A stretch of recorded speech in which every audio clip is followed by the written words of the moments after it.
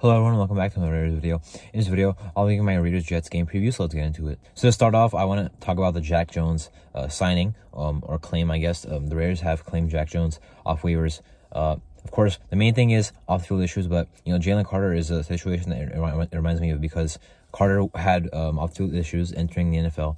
He went to the Eagles, and, being there with a lot of his Georgia teammates probably has helped him out, and he has stayed out of trouble and has been balling out. So, Jack Jones, similarly, going to the Raiders with, the head coach, Antonio Pierce, his head coach from high school and his defensive coordinator from college. That's a guy I would trust to get him back, to where he has to be off the field. Now, on the field, he has had a kind of rough year, but last year showed a lot as a rookie, 4th-round pick, played really well last year. So I'm really excited about this. This is a guy that, he was a pretty older prospect. He's already, I believe, turning 26, but still young enough piece where we can have him for years. It's not just a piece that we need for now, because we do need him for now, because Meek Robertson just got a concussion. We're playing the high-flying Dolphins, and we could definitely use some corner help. But not only is he a guy for this year, he's a guy we can actually move forward with. I'm excited for this pickup. I'm not a big fan of off-field guy issues, aside from Jalen Carter, but I think he'll be fine with him. Honestly, it's more of, can he actually get back to playing well, because that's also a question. He also wasn't playing that well this year, which is something to consider. But a lot of talent, played well last year, 4th-round pick, formerly. I'm excited to have him. The Raiders cut Isaac Rochelle in the process. I'm okay with that. I thought he had a nice start to the season. He has some nice spark, but hasn't done much since. He's been inactive the last 2 games, so that kind of shows what Antonio Pierce and Sean Kelly think about him. But he did produce a little bit, but he is now cut. Now, as for the game, I want to talk about, obviously, the Raiders and Jets. The Raiders barely pull it out. I'm very fine with how this game went. I'm not fine with our defense having to win the game twice, because, our offense decided to pass the ball. It was open, but, I would have ran the ball. The Jets, I understand when Spillane got an insane interception, by the way. They were driving. Our backs were against the wall. They needed a touchdown. Robert playing 7 for the pass, gets a great interception. He's elite this year, of course. That's the topic of the last 2 days, pretty much, how great he's been this year. Definitely has been with the interceptions, 2.5 sacks.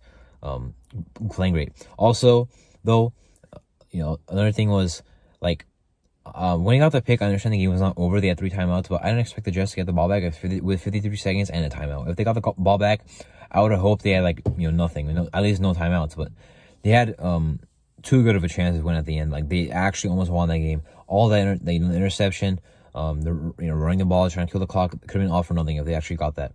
Would have been a really, really bad loss to a game where I think we deserve to win, honestly. The Jets did not deserve to be in that situation. We should have killed all the clock. And also, we should have, scored again. Josh Jacobs fumbled. He definitely did fumble, but, I thought he recovered personally. The call on the field was, they got it. Tough to reverse, I get it, but I think Jacobs recovered that. And if he did, we would have scored at least a field goal. And we were driving really well. That was a great drive. Just sucks that one play turned it around. Of course, Amir White almost fumbled on the play previous, but in my opinion, none of those were plays where the Jets should have actually got the ball. We should have had the ball, I think. We were on a great drive. I love how we played on that drive. This is a game that I think we deserve to win. I know we didn't play well, but in the second half, it was our half, whereas the first half was more of the Jets' half. Now, our offense, I'm very fine with how they played, because all we had to do was really score enough points to win. I thought the Jets would not score more than 14 points, around 10 points, and they scored 12. Our offense did enough to win against a very good defense. Of course, you've probably seen the stats. What Herbert has done, what Josh Allen has done, what Jalen Hurts, what Patrick Mahomes have done against this very good defense. And Aaron O'Connell has a higher QBR against the Jets defense this year, than any of them, against the Jets defense, against those 4 elite quarterbacks that I mentioned. I'm really fine with how we played. It was a game where we ran the ball predominantly. Our run game looked really good in the second half. Antonio Pierce said we'd run the ball in the second half. We did, and it was successful. That's a really good sign to see. We actually made the adjustments that he talked about, that he preached. So really happy about that. The defense, of course, played really well. They didn't get as much pressure as I thought we would with, their lackluster offensive line. But the run defense absolutely stepped up. I know on paper they have 100 yards. Zach Wilson had 54 yards on some scrambles, but the run defense looked good. Breece Hall having 2.5 yards to carry or less than that is a really good sign. And I kind of mentioned that in the game preview. I said Devon Diablo being back, Luke Mattison being back, play a big role in that. But even then, our D tackles were playing well. Limiting the gains, not even getting them, not even letting the just running backs get to the second level. Great game. By John Jenkins got in there, Anna Butler got in there, Tillery got in there, Ball Nichols got in there. Great game by all the D tackles that we had playing in that game. I loved what I saw there. And the defense played great. Great in the red zone again. The past defense was not as good as I thought, but it didn't really result in much.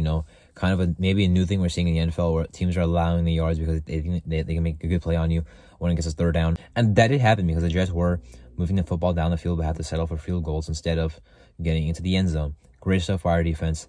Another game of playing great. This is defense that inspires me that we can actually win some games, because this was a game where we had to completely help our offense, obviously, against a really good defense. But this Dolphins defense that we have next is not a very good defense. They have a lot of talent, sure, but they are not good. They average, I think, 1.5, 1.6 sacks a game. They can't get pressure. They can't stop the pass.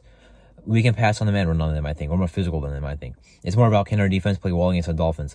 Now, I know we played, the Jets and the Giants and play well against, the Packers offense, but, I think this defense is actually legit. We're top 10 in the league in passing defense. I think we can, limit what the Dolphins are going to do, limit what the Chiefs are going to do, limit what the Vikings are going to do. Vikings are a pretty good offense now with, Josh Dobbs right now. A lot of games coming up that are tough, but we have the defense to play well. And on offense, even though we didn't play this that well this game, we show that we can move the ball, giving it to different pieces, giving it to different weapons. I love how we get other guys involved. I love the DeAndre Carter play for 15 yards. Trey Tucker got a carry. Michael Mayer had a couple of catches and a touchdown. Austin Hooper had a catch. Jacobs had some catches. Jacoby Myers, Devontae Adams. We know how to get his different guys now. Renfro had a catch. Amir Abdullah. We know how to get the ball to different guys now, and I'm excited about that. Even though we didn't play well, that's what leads me to think that we can actually improve and play better against teams that are, worse defensively. The Jets are probably the best defense we're going to play until the year ends. So I'm excited about our offense. Close game, obviously, what we expected. Boring game if you're not a Jets or Raiders fan. For me, I don't really care about the game being boring or not, as long as we win. And we did. So I don't care if it was 2-0 or 3-0. We won. Happy about that. Tough, odds. We're 5-5. That's a solid record to have 10 games in. The problem is, we're like the 11th seed right now. There's a lot of teams fighting. There's really only 2 teams in the AFC that I would consider out. The Patriots and the Titans. Titans are 3-6, but with how stacked the AFC is, I think they're done. A lot of tough competition ahead of us. Tiebreakers are huge. Having a tiebreaker over the Jets is huge. But of course, the Bills beating us does not help, as they're a wild card team right now. But a lot of teams in front of us: Texans, Bengals, the Bills still, the Colts still. We play them later. That's a huge game. The Chargers are behind us. The Jets are behind us. The Browns are ahead of us. A lot of tough competition. Excited for the season, though. Game by game. Miami Dolphins, tough game. We won this game, which I think we should have won. I think we were better than the Jets. Anyway, that's my Raiders-Jets Week 10 game recap. I'm Marto, and thank you for watching.